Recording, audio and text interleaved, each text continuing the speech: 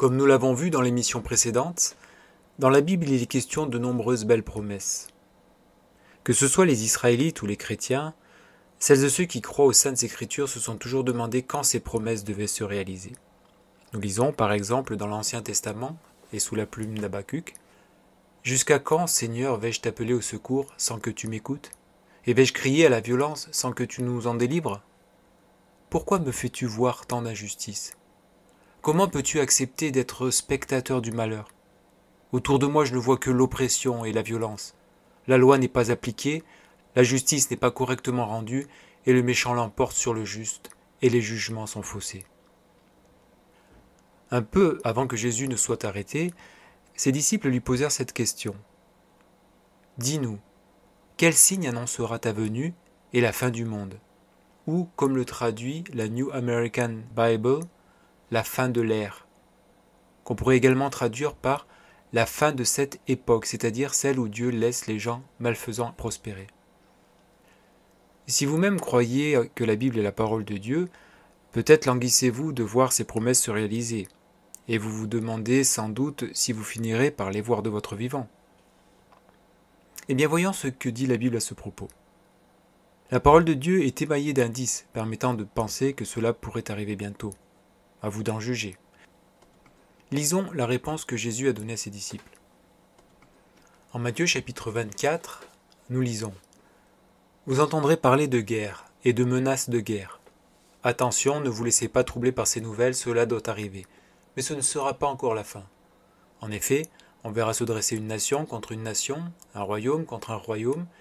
Il y aura des famines et des tremblements de terre en divers lieux.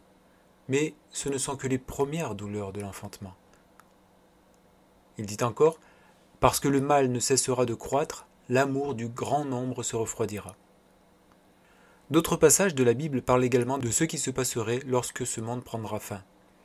Par exemple, dans le livre de l'Apocalypse, qui a été écrit il y a près de 2000 ans et qui nous transporte au jour du Seigneur, c'est-à-dire à l'époque du jugement de Dieu, nous lisons ceci, Apocalypse chapitre 11, verset 18, « C'est le moment de détruire ceux qui détruisent la terre. » Nous lisons également au chapitre 13, versets 11 à 17, « Puis je vis une autre bête. Elle égare les habitants de la terre par les signes impressionnants qu'on lui donne de réaliser. La bête oblige tous les êtres, petits et grands, riches et pauvres, esclaves et libres, à recevoir une marque sur la main droite ou sur le front. Personne ne pouvait acheter ou vendre s'il n'avait pas cette marque. » En 2 Timothée, chapitre 3, versets 1 à 5, il est dit « Sache bien que dans la période finale de l'histoire, les temps seront difficiles. Les hommes seront égoïstes, avides d'argent, vantards et prétentieux.